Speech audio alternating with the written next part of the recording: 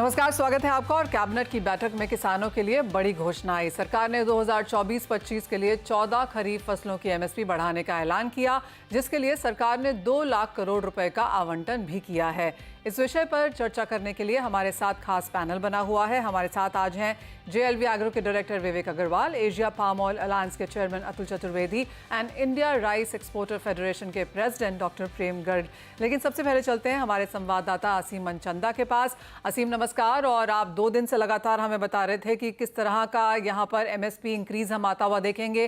कल शाम को जो आपने नंबर्स हमें दिए कैबिनेट मीटिंग से पहले ही, वो सभी के सभी एग्जैक्टली सही थे। तो कांग्रेचुलेशन सबसे पहले आपको वो सही नंबर्स यहाँ पर लाने के लिए। लेकिन डिटेल्स जानना चाहेंगे, अब जिस तरह का एमएसपी हाइक हमने आता हुआ देखा है, जो कि 1.5% से लेके 12.5% तक का है, कैसे देखते हैं आप इसे और क्या डिटेल्स हैं? धन्यवाद मनीषा। हमारी यही कोशिश रहती है कि अपने दर्शकों तक सबसे पहले और सबसे सटीक जानकारी जो है पहुंचाई जाए। कल ही हमने अपने दर्शकों को बता दिया था कि जो धान है उसका एमएसपी 117 रुपए बढ़ सकता है और ये 5% के आसपास होगा। अभी 2183 रुपए है, उसको बढ़ा करके सरकार ने 2300 रुपए प्रति क्विंटल कर दिया है। उसके साथ साथ करीबन करीबन 12% तक इस बार सरकार ने एमएसपी हाइक दिया है। और थोड़ा सा एक ये बता दूं कि चेंज यहाँ पर आपको देखने को मिलेगा। जो क्रॉप्स ज्यादा पानी लेती है उनके ऊपर कम एमएसपी हाइक है, और जो क्रॉप्स पानी कम लेती है उनका एमएसपी ज्यादा हाइक किया है यहाँ पर। तो सबसे ज्यादा एमएसपी हाइक हमको यहाँ पर नाइजर सीड्स का देखने को मिला। 12.5% के आसपास का एमएसपी हाइक है।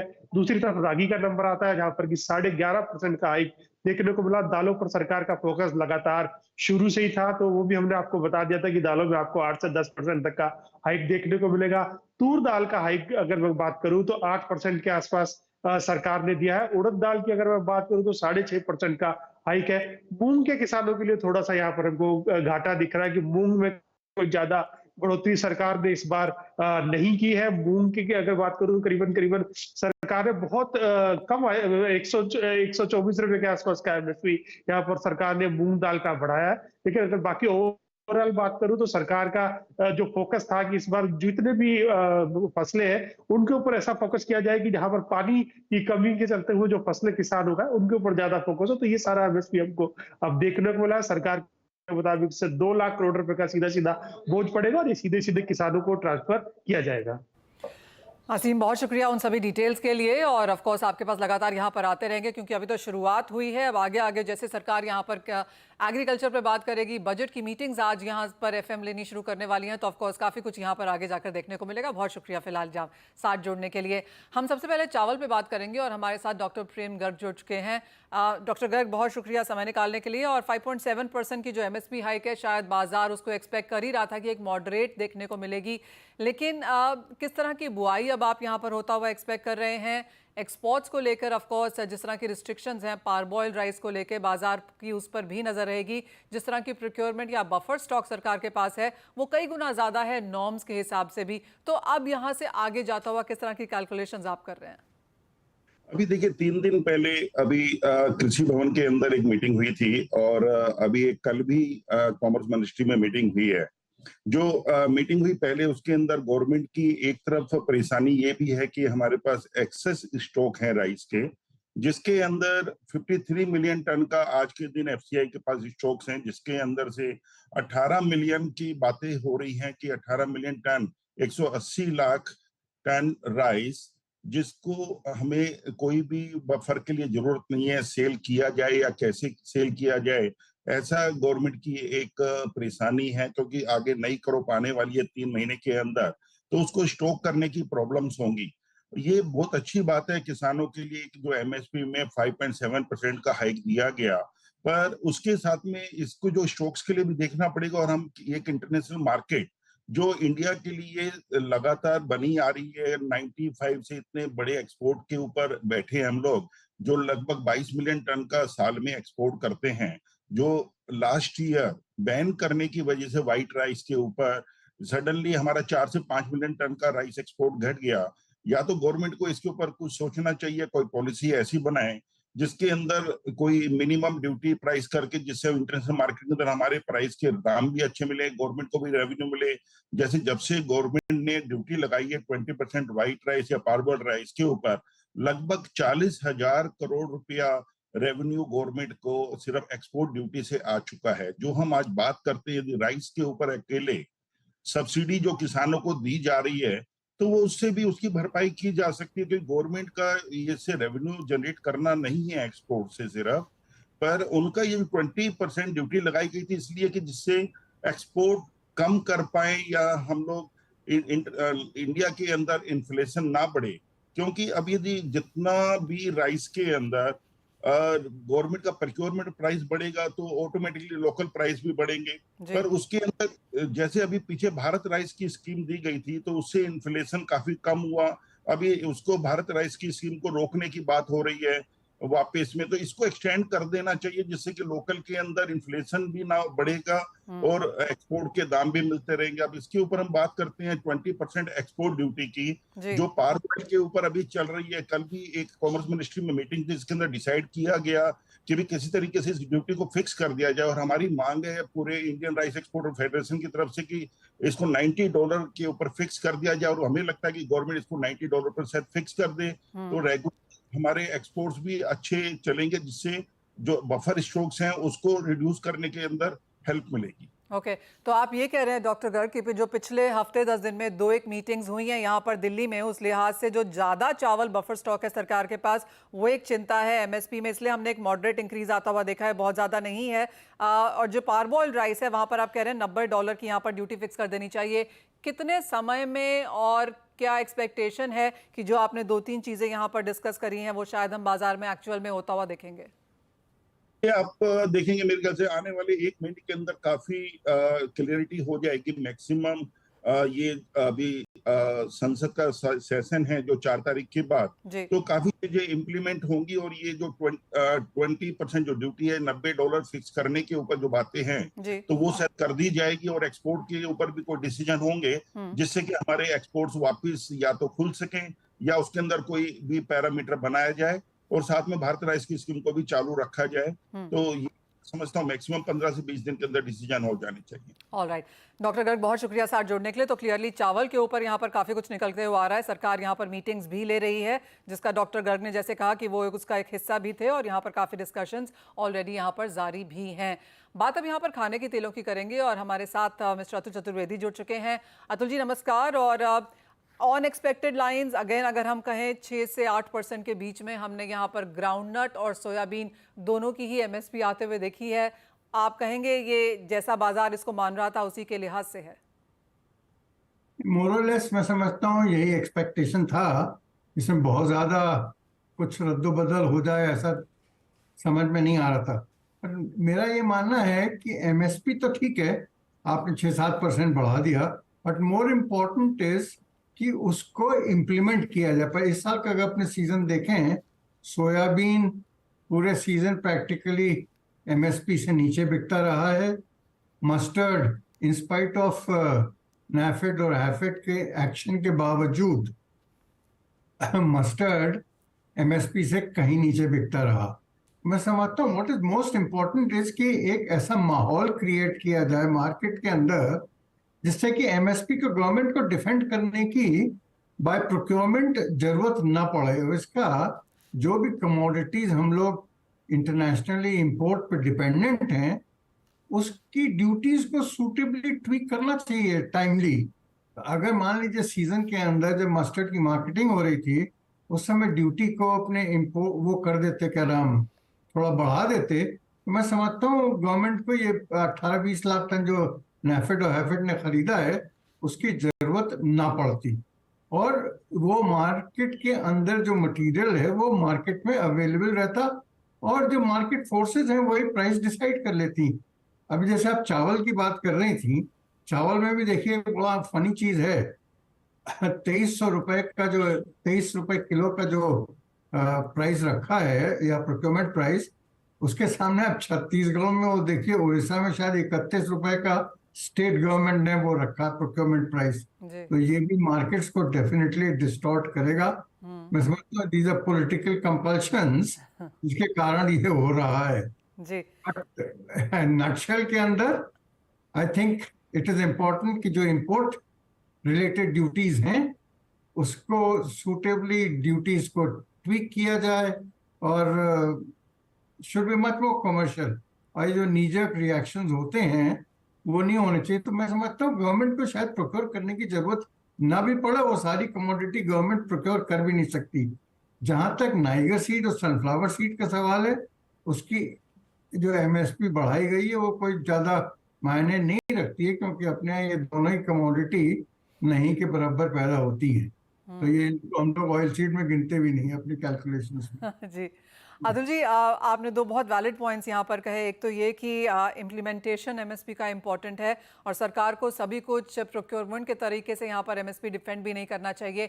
एक चीज़ जो हम काफ़ी बार यहाँ पर डिबेट करते रहे हैं, क्या आप उसमें एट ऑल कोई पुश देखते हैं जो कि मैंडेटरी एमएसपी है? जैसे सरकार को तो प्रोक्योर करना पड़ता है, लेकिन प्राइवेट ट्रेड यहाँ पर एमएसपी के नीचे हमेशा खरीदारी करता है। तो क्या कोई ऐसी कोई सेंस है इस वक्त यहाँ पर इंडस्ट्री में, या आपको लगता है सरकार इसे पुश करेगी कि एमएसपी एक may be not a legal binding but at least a moral binding के तौर पर देखा जाए?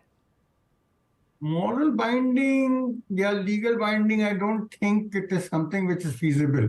अब देखिए, मैं तो 70s और 80s का प्रोडक्ट हूँ। उस पीरियड में गवर्नमेंट ने storage control order, essential commodities act और ये सारी चीजें इतनी जबरदस्त तरीके से लागू की थी, जिसने मार्केट्स को इतना ज्यादा डिस्टॉर्ट कर दिया और उसका खामियाजा हम लोग आज तक भुगत रहे हैं। मेरी तो ये गवर्नमेंट से इल्तिजा है कि ये जो अभी भी ये जो स्टोरेज कंट्रोल ऑर्डर और एसेंशियल कमोडिटीज एक्ट के तहत जो भी एक्शन पिछले 4-6 महीने में पल्सेस वगैरह में लिए गए हैं, वो नहीं लेने चाहिए। अल्टीमेटली सोल्यूशन इन सब चीजों का केवल एक है कि अपने को अपनी प्रोडक्टिविटी बढ़ानी पड़ेगी और जिस कमोडिटी में जेनेटिकली मॉडिफाइड या टेक्नोलॉजिकल इंटरवेंशन जरूरी हैं वो करने चाहिए। एंड गवर्नमेंट शुड इंश्योर, क्योंकि आज की तारीख में आप 1 टन पर हेक्टेयर अगर सोयाबीन पैदा करेंगे या 1.2 टन मस्टर्ड पैदा करेंगे तो अपने डिपेंडेंस इंपोर्ट के ऊपर बरकरार रहने वाली है। जमीन की कोई कमी नहीं है, बट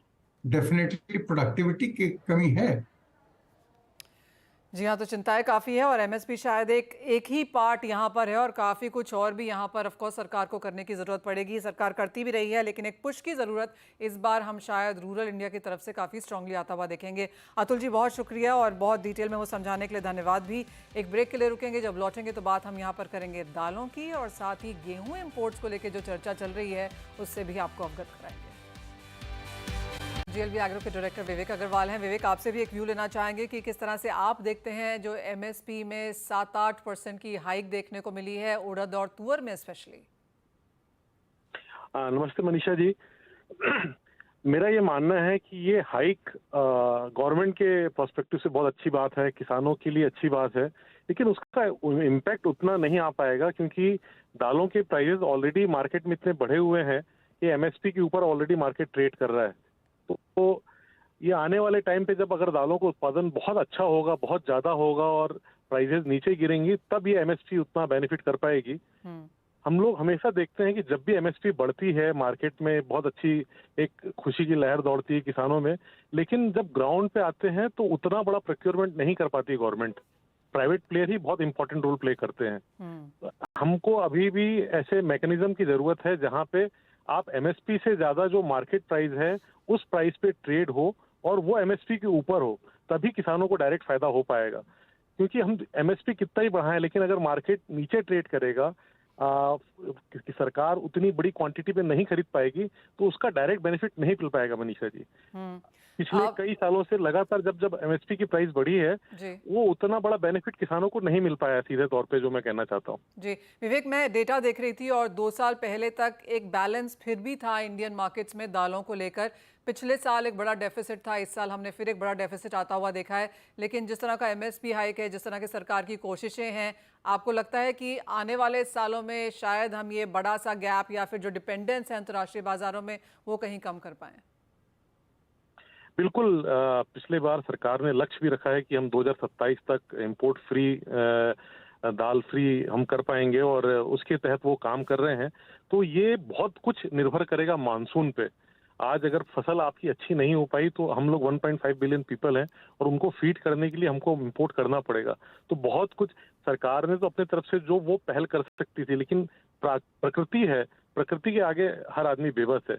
अगर अच्छा मानसून होगा तो जरूर निश्चित रूप से हम आत्मनिर्भर हो पाएंगे। लेकिन ये बोलना अभी बहुत जल्दी है कि हम लोग कितना जल्दी अचीव कर पाएंगे इन चीजों को। विवेक, जहां पर आज एज ऑफ नाउ हम खड़े हैं, कैसे देखते हैं आप अवेलेबिलिटी, और अगर एक फॉरवर्ड लुकिंग आने वाले 2 महीने तक की बात कर सकें तो आपको लगता है कि प्राइसेस कंटेन रहेंगे, या जैसे आपने कहा काफी कुछ मॉनसून पर डिपेंड करेगा, वो एक सेंटिमेंट रोल प्ले करेगा? देखिए मनीषा जी, अभी अगर मैं दालों की बात करूं तो येलो पीस काफी बड़ी क्वांटिटी पे आया है जी। और उसके कारण पिछले 10-15 दिनों से मार्केट बहुत स्थिर है। और ये थोड़ा ऑफ सीजन भी है दालों का, तो एक बार जब त्योहार के सीजन स्टार्ट होंगे तब थोड़ा बहुत हम ऐसा देखते हैं कि प्राइस बढ़ेंगे। बट मेरे हिसाब से प्राइस यहाँ पे थोड़े दिन तक तो बिल्कुल स्थिर रहेंगे, और अगर उसके बाद मानसून अच्छी की खबर आई तो निश्चित रूप से प्राइस वहां से घटेंगे। तो अभी आपको 10-15 दिन की स्थिति पे, अगर 1 महीने की स्थिति पे देखा जाए तो मार्केट स्टेबल ही रहेंगे। बहुत ज्यादा बाजार बढ़ने की उम्मीद नहीं है, क्योंकि येलो पीस का बहुत बड़ा प्रेशर है। हम लोग 20 लाख टन ऑलरेडी इंपोर्ट कर चुके हैं।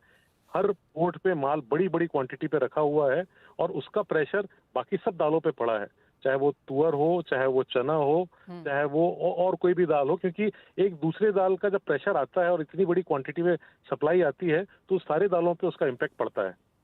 पॉइंट टेकन विवेक, बहुत शुक्रिया साथ जुड़ने के लिए। तो एज ऑफ नाउ आने वाले 1 महीने में शायद यहाँ पर और तेजी ना देखने को मिले, और सरकार को शायद दालों की तरफ देखने की जरूरत भी ना पड़े। उसके बाद जैसे यहाँ पर फेस्टिवल्स आएंगे, बाजार की नजर इस पर जाएगी। आगे बढ़ेंगे और बात अब यहाँ पर गेहूं की कर लेते हैं। हमारे साथ मैकडॉनल्ड प्लस ग्लोबल कमोडिटीज के CEO Asia business Sumit Gupta जुड़े हैं। सुमित जी नमस्कार। और गेहूं की अलग ही अपनी कहानी है, लेकिन आप यूएस से लौटे हैं और बहुत बड़ी कॉन्फ्रेंस थी वहां पर, और काफी सारी अब कॉन्वर्सेशंस यहाँ पर तेज होती हुई नजर आई हैं कि सरकार प्रोक्योर कर चुकी है इस सीजन के लिए, टारगेट से काफी कम है, मल्टी ईयर लोज पर है, और इम्पोर्ट शायद अब एक बहुत बड़ी पॉसिबिलिटी है। Manisha ji, namaskar. First, thank you very much for bringing me on this show.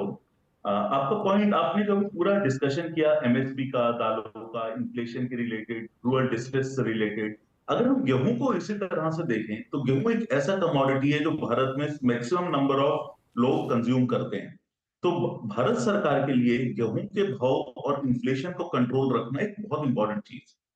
और स्पेशली अगर आप देखिए, जो स्टेट्स बीजेपी रूल्ड हैं उनमें वीट का हायर कंजम्पशन, तो उस पॉइंट ऑफ व्यू से अगर हम देखें, आज ग्लोबल बाजार गेहूं का पहले से नीचे आ गया है। जो भाव $300 CFR इक्विवेलेंट इंडिया हो गया था, आज वो घट के 275 हो गया है।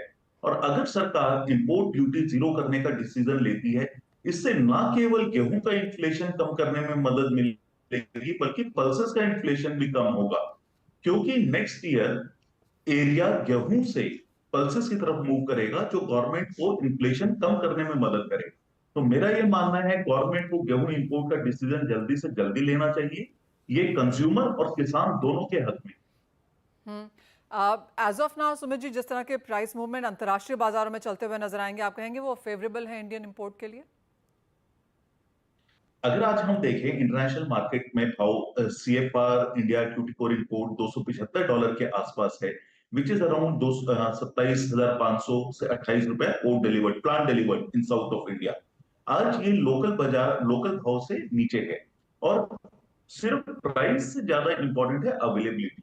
क्योंकि अगर हम 100 मिलियन टन गेहूं कंज्यूम करते हैं पूरे साल के अंदर, और हमारा स्टॉक ऑल टाइम और पिछले काफी सालों के अंदर लो है, तो हमको गेहूं की अवेलेबिलिटी बढ़ाना बिफोर फेस्टिवल सीजन एक बहुत इंपॉर्टेंट चीज। और इसीलिए मेरा यह मानना है कि आज इंटरनेशनल मार्केट में इंडिया अगर इंपोर्ट के लिए आता भी है, तो उससे इंटरनेशनल मार्केट के अंदर बहुत तेजी नहीं आएगी, और इंपोर्ट भारत के लिए काफी अच्छा है। एक फाइनल सवाल आपसे, और जिस तरह का हमारा हमने गेहूं में मूवमेंट जिस तरह से यहाँ पर आती हुई देखी है, आपको क्या लगता है किस तरह की स्थिति यहाँ पर आगे OMSS में देखने को मिल पाएगी? मनीषा जी, ये बहुत इंपॉर्टेंट क्वेश्चन है, बिकॉज ये क्वेश्चन मॉनसून से लिंक्ड है।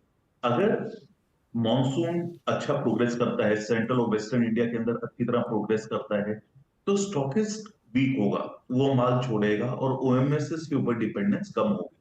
परंतु अगर मॉनसून, अगर हम देखते हैं जो सेंट्रल और वेस्टर्न इंडिया में अभी तक बहुत अच्छा परफॉर्म नहीं कर रहा, उसी तरह आगे आने वाले समय में रहता है, तो हमारे पास कोई और ऑप्शन नहीं है, बट इंपोर्ट करना ऑप्शन है। ओएमएसएस सरकार के लिए अब चॉइस नहीं है, कंपल्शन है।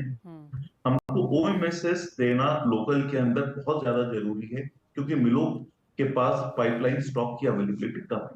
सरकार को दो में से एक डिसीजन लेना बहुत आवश्यक है कि लगातार ओएमएसएस की अवेलेबिलिटी देना या जीरो ड्यूटी इंपोर्ट करना।